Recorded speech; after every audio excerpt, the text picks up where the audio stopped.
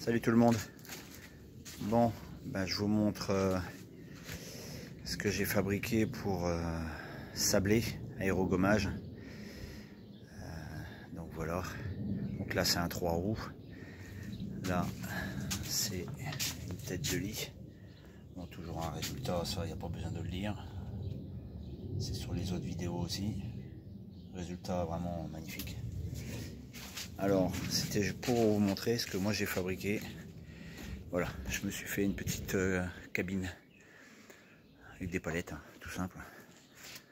Palettes, et puis j'ai quand même mis un toit pour pas qu'il y ait trop de poussière sur ce que je décape. Et puis que quand je ramasse, il n'y a pas trop de poussière non plus à tamiser. Donc voilà, donc je referme pour pas que nos animaux, les chats, viennent uriner sur ce que je suis en train de décaper. Donc voilà, à savoir que moi je tamise 3 fois. Au bout de 3 fois, bon, il est vraiment trop fin. Donc plutôt que de faire des meubles, eh ben, je fais des objets comme ça, qui sont beaucoup plus fins. Ou des capages de pierre bleue.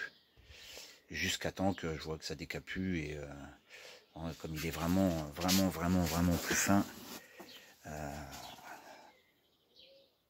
bon ben ça n'esquinte pas, quoi. Voilà. Donc je voulais vous montrer ça.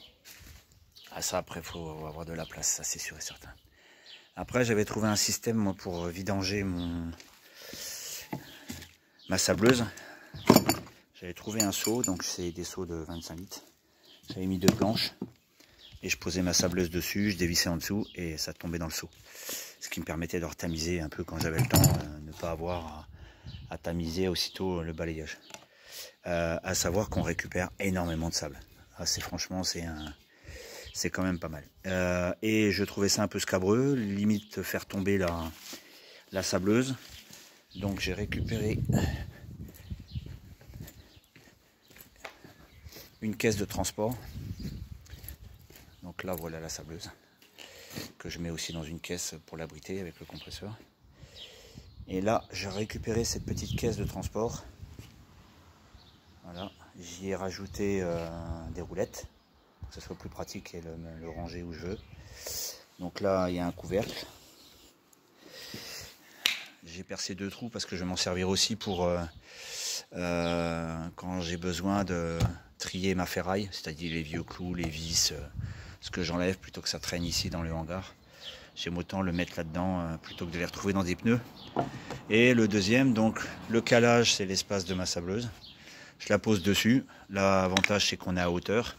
Et à l'intérieur, je vais y placer mon seau que j'ai utilisé la première fois à l'intérieur. Et puis après, comme ça, je peux tamiser. Alors, vous allez me dire, les petits couvercles, c'est un peu du gadget. Non, pas forcément. Parce que si j'ai pas le temps de tamiser, je referme ça et ça évite d'avoir trop de saloperies et au cas où d'avoir de la ferraille dans ma sableuse.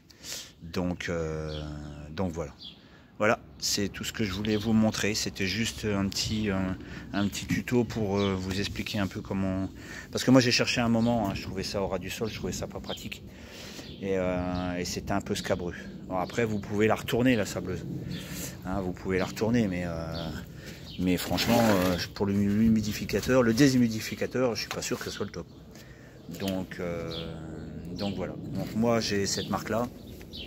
Et franchement, autant le service téléphone que le service conseil, ils sont tip top, quoi, avec des tutos qui sont nickel.